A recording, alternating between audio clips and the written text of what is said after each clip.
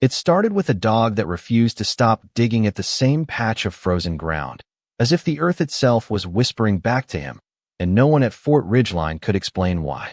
The night had settled hard over the abandoned training perimeter, a stretch of land just outside the main base where old structures stood half-forgotten under a thin layer of frost, the kind of place most Marines avoided after sunset unless duty absolutely demanded it. Sergeant Daniel Brooks stood at the edge of the floodlight's reach, hands buried deep in the pockets of his field jacket, watching his K-9 partner without speaking.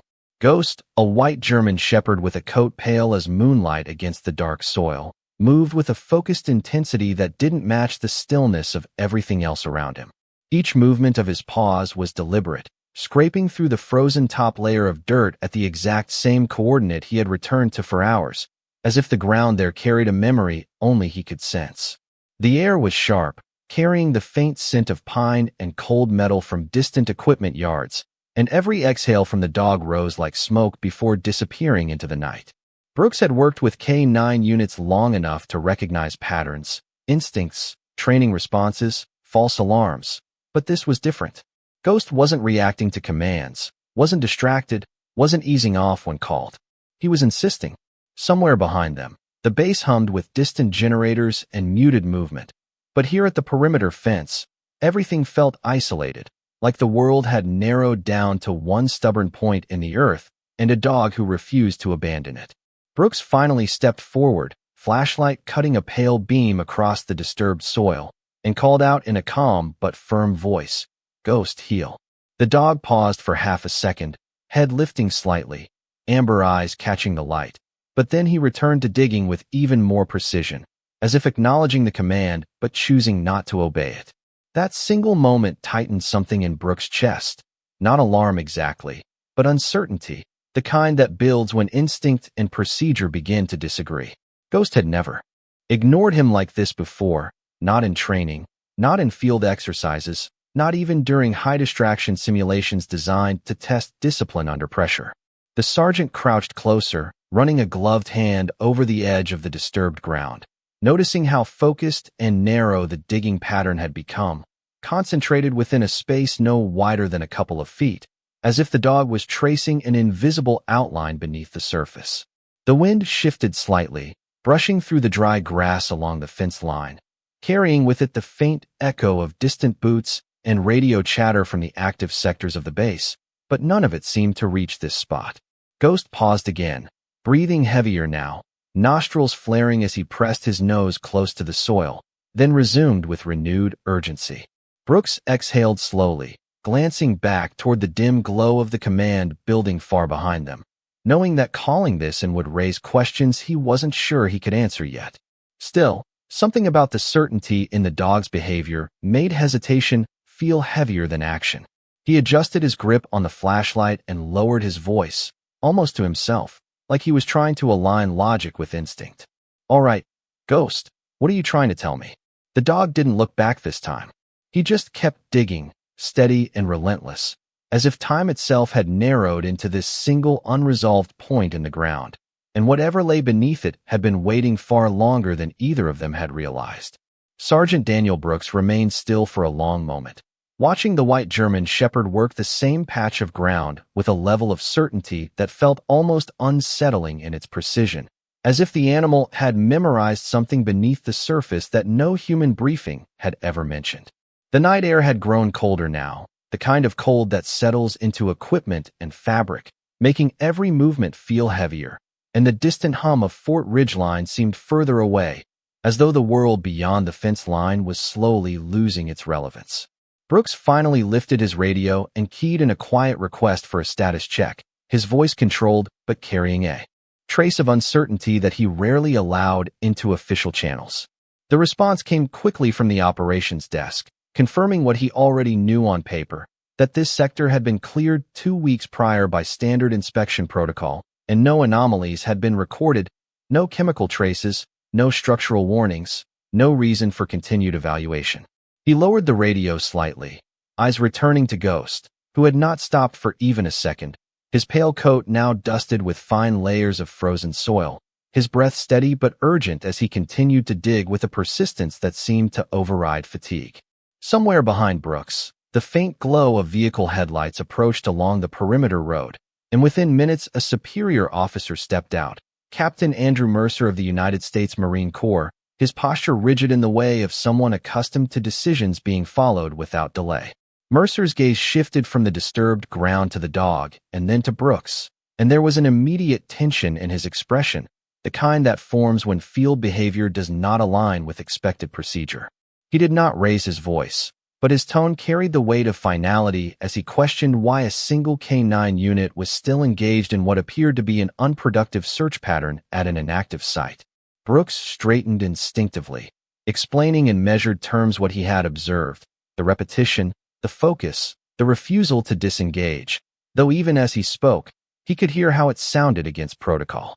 Mercer listened without interrupting, then glanced toward the perimeter fence and the dark stretch of land beyond it, as if weighing the cost of allowing instinct to override documented clearance. He stated firmly that the area had already been confirmed safe, that continued excavation risked wasting operational time and resources, and that the dog should be recalled immediately. Brooks acknowledged the order, yet when he turned back toward Ghost, the dog was no longer reacting as a trained unit awaiting instruction, but as something closer to a fixed point of intent, entirely absorbed in the ground beneath him. The moment stretched in silence, broken only by the faint scrape of claws against frozen soil and the distant electrical buzz of floodlights overhead.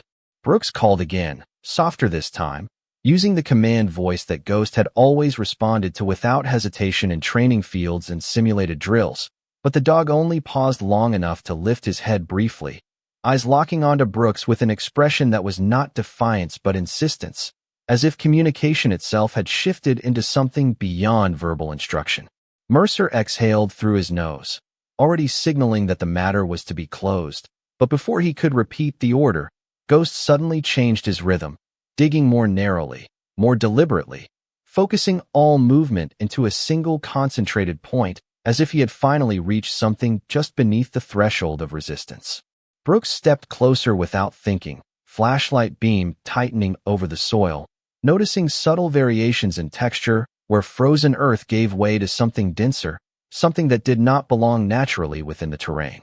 The air around them seemed to hold its breath, the usual night sounds of insects and distant machinery fading into a muted backdrop, leaving only the rhythmic motion of the dog and the quiet tension of three men standing at the edge of uncertainty.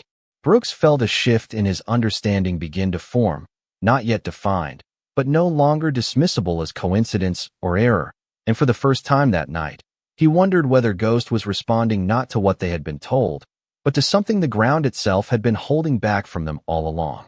The tension around the perimeter of Fort Ridgeline shifted in a way that none of the men present could immediately define, as if the night itself had tightened its grip on that single patch of disturbed ground. Sergeant Daniel Brooks remained crouched near Ghost, his flashlight angled low so the beam cut across the frozen soil in a narrow cone, revealing deeper layers of earth that had been disturbed with increasing precision. The white German shepherd no longer dug in wide, uncertain motions. Every movement was concentrated, deliberate, and eerily consistent, as though he had reached a boundary between surface and something deliberately concealed beneath it. Captain Andrew Mercer stood a few steps back with his arms folded, posture rigid, his silence now more analytical than dismissive. He had stopped issuing immediate corrections, instead observing with the controlled patience of someone waiting for a conclusion that either justified or disproved the disruption of protocol. Brooks could feel that shift behind him, the subtle transition from authority to observation, and it made the air feel even heavier than the cold already had. Ghost suddenly paused, nose pressed directly into the exposed soil, inhaling slowly, then exhaling in short, controlled bursts that fogged faintly in the night air. His body tensed, not aggressively, but with a focus that suggested confirmation rather than search. Brooks leaned closer without touching, noticing how the soil at that exact point had a slightly different density, compacted in a way that did not match the surrounding terrain. It was subtle, almost imperceptible, but once noticed, impossible to ignore. Mercer stepped forward for the first time, his boots pressing into the frost with a quiet crunch, and asked in a lower tone whether any subsurface mapping had ever been conducted in this specific quadrant. Brooks responded that according to operational records, no deep ground scan had been required, as the area had been categorized as low priority after initial clearance. That answer seemed to settle neither man. Ghost resumed digging, but now the motion was slower, more controlled, as if he was working around something rather than searching blindly. The sound of earth shifting filled the space between them, rhythmic and steady, and the perimeter lights above cast long shadows that stretched across the uneven ground like fractured lines. A distant vehicle passed somewhere along the main road, its headlights briefly washing over the fence before fading into darkness again, leaving the group once more isolated in a pocket of silence that felt increasingly unnatural. Brooks noticed that Ghost's breathing had changed, no longer rapid or exerted, but measured, as though the dog was pacing. His effort with something internal that none of them could access. Mercer finally gave a brief nod toward the operations channel, instructing that a field diagnostic unit be prepared on standby, though his tone carried caution rather than certainty. The word standby hung in the air longer than expected because it acknowledged, without stating directly, that something now required verification beyond assumption. Ghost suddenly shifted his weight, moving a few inches to the left and resuming excavation at a slightly different angle, and that movement drew Brooks' attention sharply. It was not random. It was corrective, as if the dog had recalculated his position based on something just beneath the surface that had changed his point of reference. Brooks felt a quiet tightening in his chest, the kind that comes when instinct begins to align with observation in a way that is no longer easily dismissed. He glanced at Mercer, who was now watching without interruption, his earlier certainty replaced with something more restrained, more careful. The night wind picked up slightly, brushing across the open ground and carrying with it the faint scent of damp soil and cold metal, and for a moment everything felt suspended between explanation and discovery. Ghost continued working without hesitation, and beneath the floodlights of Fort Ridgeline, the ground that had once been officially declared resolved was beginning, slowly and quietly, to reveal that it might never have been fully understood at all. Sergeant Daniel Brooks stood motionless for several seconds, watching the subtle but undeniable shift in Ghost's behavior as the white German shepherd continued working the same confined section of earth with increasing precision, as though the ground itself had begun to respond to a pattern only he could perceive. The perimeter lights of Fort Ridgeline cast a cold, uniform glow across the field, turning every clump of disturbed soil into a sharp-edged shadow, and the night air felt even thinner now, as if the space around them had narrowed into a single point of focus. Captain Andrew Mercer had stopped speaking entirely, his earlier directives replaced by a quiet, measured observation that carried more weight than any order. He stood with his hands behind his back, eyes fixed on the excavation site, tracking each movement of the dog with increasing scrutiny. Brooks could sense the change in him, the shift from dismissal to calculation, the slow acknowledgement that what they were witnessing did not fit neatly into any standard procedural explanation.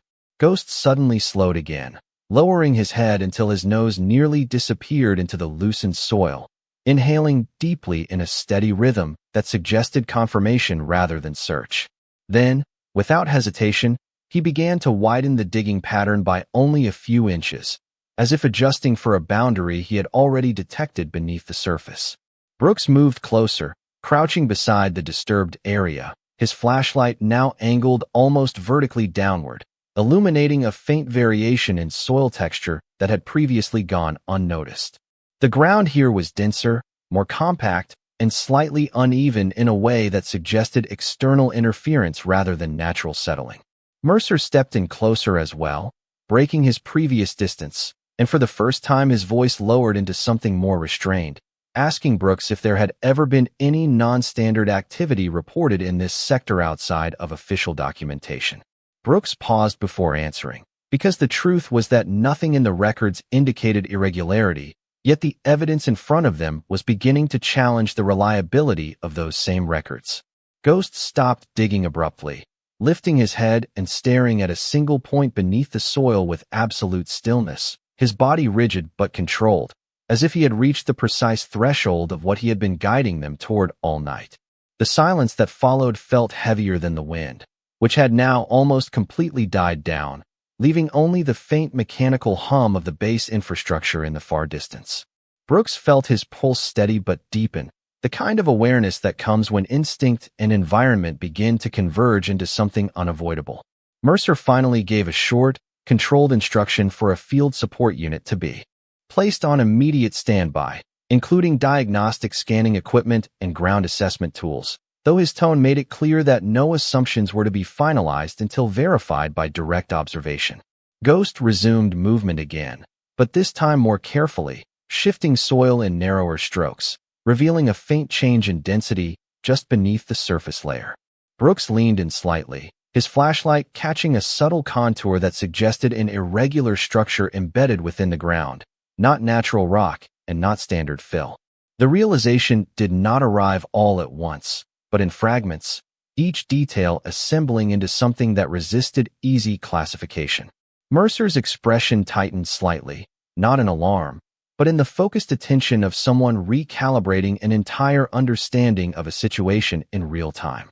Ghost paused again, breathing slow and controlled, his posture unwavering as he held position over the exact point of convergence. For a long moment, no one spoke. The only movement came from the faint shift of disturbed soil settling into new positions under the cold air. Brooks finally exhaled slowly, realizing that what had begun as a routine night patrol had transitioned into something none of them had been prepared to encounter, and beneath the frozen ground of Fort Ridgeline, something carefully concealed was beginning to resist remaining hidden any longer. Sergeant Daniel Brooks remained crouched near the disturbed ground, the beam of his flashlight fixed on the same narrow excavation point where Ghost had now stopped moving entirely, as if the dog had reached a moment of certainty that required silence rather than action. The air around Fort Ridgeline felt unnaturally still, with even the faint wind that had been present earlier now reduced to almost nothing, leaving only the distant hum of infrastructure and the subtle sound of shifting soil settling under cold temperature. Captain Andrew Mercer stood a few feet behind, his posture unchanged but his attention fully locked onto the ground, his earlier skepticism now replaced with a controlled focus that did not yet allow for conclusion but no longer permitted dismissal. Ghost remained motionless for several seconds, head lowered, nose hovering just above the earth, breathing slow and deliberate, as though confirming something that lay just beyond the surface layer of frozen soil. Then, without warning, he resumed digging, but the movement was no longer exploratory. It was precise, narrow, and targeted, reducing the excavation area to a controlled space no larger than a few inches in diameter. Brooks shifted slightly closer, his gloved hand steadying the flashlight as the beam revealed a subtle change in the soil composition, where compacted earth gave way to a faint, unnatural resistance that did not match the surrounding terrain. Mercer leaned forward for the first time, breaking his fixed stance, and instructed quietly that a ground scan unit be brought in immediately, his voice measured but now carrying a sense of urgency that had not been present earlier. The radio call went out in the background, and within moments distant vehicle lights began to approach along the perimeter road, their beams cutting through the darkness in slow arcs as they neared the site. Ghost paused again, lifting his head slightly, eyes fixed on the exact point he had been working, his body tense but controlled, as if holding position over a boundary that had not yet been fully exposed. Brooks noticed that the soil beneath the flashlight beam had begun to show a faint linear disruption, not random but structured, as though something had been placed deliberately beneath the surface and then carefully concealed. The realization settled slowly in his mind, not as certainty, but as an accumulation of inconsistencies that were becoming increasingly difficult to ignore. Mercer asked in a low voice whether any construction, disposal, or unauthorized movement had ever been recorded in this sector, and Brooks replied that according to all official logs, the area had remained untouched since its last inspection cycle, though even as he said it, the answer felt incomplete against what was now physically visible. Ghost suddenly shifted his position again, moving only a few inches to the side before resuming digging with renewed focus, and this adjustment immediately drew both men's attention, as it suggested not randomness but correction, as if the dog was aligning with something embedded beneath the ground that required exact positioning. The sound of approaching equipment grew closer, tires crunching over gravel as a small EOD support vehicle entered the perimeter zone, its lights briefly illuminating the field before settling into position at a controlled distance. The atmosphere tightened further, not from alarm but from anticipation, as the presence of additional personnel transformed the situation from observation into formal investigation. Ghost remained unwavering, continuing his work with steady precision, and as the surface layer of soil thinned further, a faint outline began to emerge beneath the disturbed ground, indistinct but clearly artificial in structure. Brooks felt a quiet shift in understanding take hold, the kind that does not arrive as a single moment but builds through accumulated evidence, and in that silence, he realized that whatever lay beneath them had not been forgotten by chance, but concealed with intention. The arrival of the EOD support unit shifted the atmosphere around Fort Ridgeline into something more structured, yet far more tense, as additional floodlights were deployed and a controlled perimeter began forming around the exact location where Ghost continued to stand over the disturbed ground. Sergeant Daniel Brooks stepped slightly aside as Specialist Maria Collins approached, her movements deliberate and calm, carrying a compact ground scanning device and a reinforced field case marked for subsurface evaluation. Her presence brought a new kind of focus to the scene, not driven by instinct or command intuition, but by procedure and verification, and she immediately took in the situation without speaking, her eyes moving from the dog to the soil and then to the subtle irregularity in the terrain that had already drawn attention. Ghost did not react to her arrival. He remained fixed in position, his white coat faintly illuminated under the combined floodlights, his breathing steady but intent, as if acknowledging that another layer of investigation had now entered his domain. Brooks gave a brief summary of the sequence of events, emphasizing the repeated focus of the K-9 unit and the exact location of interest, while Collins listened without interruption, already lowering her scanning device toward the ground. The machine emitted a soft, rhythmic pulse as it activated, sweeping the area in a slow, methodical pattern, and within seconds, a faint irregular signal appeared on the display, weak but consistent enough to warrant attention. Collins paused, adjusted her position by a few inches, and ran the scan again, confirming that the anomaly was localized within a very narrow radius directly beneath Ghost's position. For a moment, no one spoke. The only sound was the quiet electronic beeping of the device and the distant hum of the base infrastructure beyond the fence line.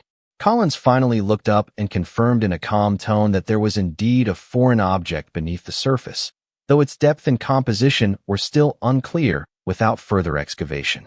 Mercer, standing slightly behind the line of light, acknowledged the finding with a slow nod, his expression unchanged but visibly more measured than before, as though recalibrating his assessment of the situation in real time.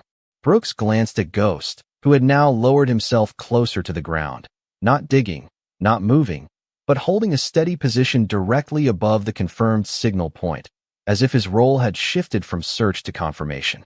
Collins prepared a second device, a handheld probing unit designed for finer resolution, and carefully inserted it into the loosened soil at the edge of the disturbed area.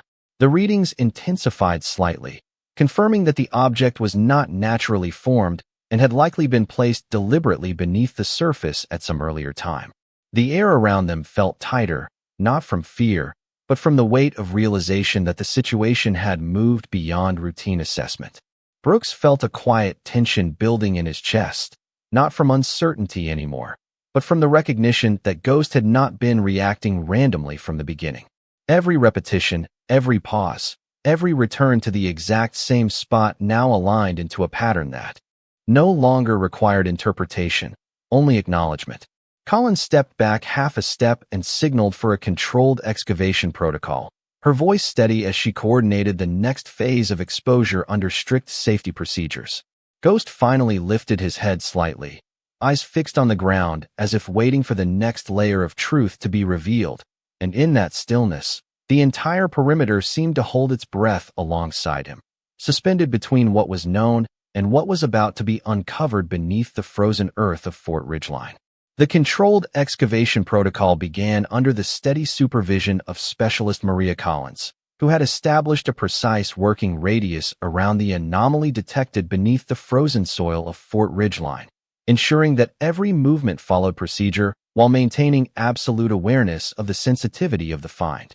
Floodlights were repositioned slightly to eliminate shadow interference, casting a uniform white glow over the ground where Ghost remained stationed, unmoving, as if he had become a fixed reference point for everything happening around him. Sergeant Daniel Brooks stood just outside the active zone, his attention divided between the unfolding operation and the white German shepherd whose posture had not changed since the scanning results confirmed the presence of a foreign object. Captain Andrew Mercer maintained a silent oversight position a few yards back, no longer issuing corrections or skepticism, but instead observing with a level of restraint that suggested full acceptance of the situation's seriousness without yet drawing conclusions. Collins knelt at the edge of the marked site and initiated the first phase of controlled soil removal, using a precision hand tool designed to minimize disruption while allowing gradual exposure of subsurface material. The soil came away in compact layers, revealing increasingly consistent structural resistance beneath the frost line, confirming that what lay below was not naturally formed. The atmosphere tightened further as each careful movement revealed more of the object's outline, still indistinct but undeniably artificial in geometry. Brooks leaned forward slightly, his flashlight tracking each change, noticing how Ghost remained perfectly aligned with the excavation point, his eyes fixed on the exact location as though monitoring the process with silent confirmation.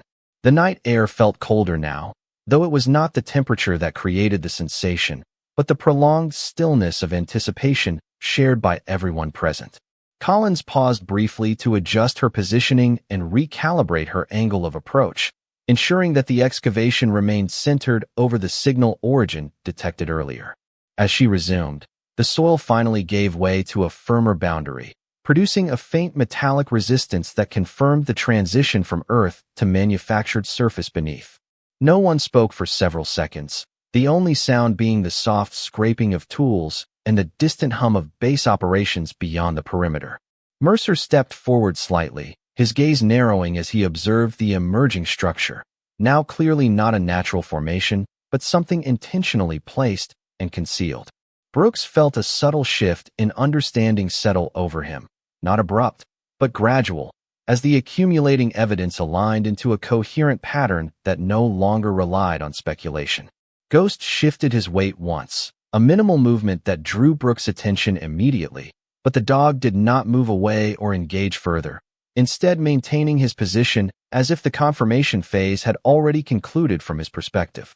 Collins carefully cleared another layer of soil, revealing a smooth, flat edge beneath the surface that reflected the floodlight in a muted, non-reflective sheen, suggesting a sealed container or protected casing embedded at a deliberate depth.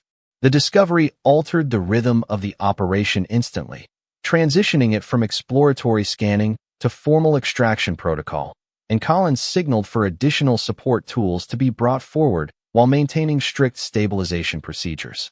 Mercer acknowledged the development with a brief nod, his expression steady but clearly focused, as though mentally preparing for multiple possible outcomes without committing to any single assumption. Brooks remained silent, his attention locked on Ghost, whose gaze had not wavered once since the excavation began, reinforcing the unsettling realization that the dog's behavior had not been reactionary, but guided by something precise and consistent from the very beginning. The perimeter lights flickered slightly as equipment repositioned, casting brief, shifting shadows across the exposed edge of the object, and in that moment, the entire team operated within a quiet understanding that whatever lay beneath them was no longer a question of possibility, but of intent and origin waiting to be fully revealed. The final phase of controlled excavation at Fort Ridgeline unfolded under a silence so complete that even the distant operational hum of the base felt muted, as if the entire perimeter had narrowed its attention to the exposed structure beneath the frozen soil. Specialist Maria Collins maintained precise control over every movement, carefully widening the cleared perimeter with measured precision while ensuring the integrity of whatever lay beneath was not compromised. The floodlights above had been adjusted once again, their beams now converging directly on the excavation site, revealing a partially exposed metallic surface that reflected light in a dull, uniform sheen rather than any natural variation of earth or stone. Sergeant Daniel Brooks stood slightly forward of his earlier position, his flashlight lowered now that the primary lighting had taken over, yet his focus remained fixed on the same point Ghost had identified hours earlier without deviation. The white German shepherd had not moved from his position since the structure was first revealed, remaining aligned with the object as though his presence was still required for confirmation. Captain Andrew Mercer stood at a controlled distance, arms relaxed at his sides, his earlier skepticism replaced entirely by a disciplined focus that suggested full procedural awareness of the significance now unfolding.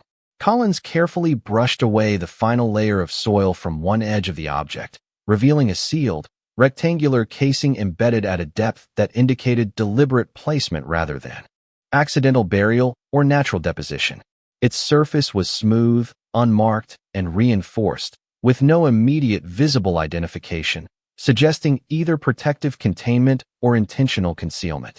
Brooks felt a quiet tightening in his chest as the shape became more defined under the light, recognizing that what had begun as an anomaly in a K9 behavioral pattern had now transitioned into a confirmed physical discovery requiring formal classification. Mercer stepped closer than before, observing the exposed section without speaking, his expression steady but focused, as though mentally cataloging every detail before allowing any interpretation to form. Collins paused briefly to reassess stability before continuing, ensuring that no structural shift occurred as additional soil was removed from the remaining edges.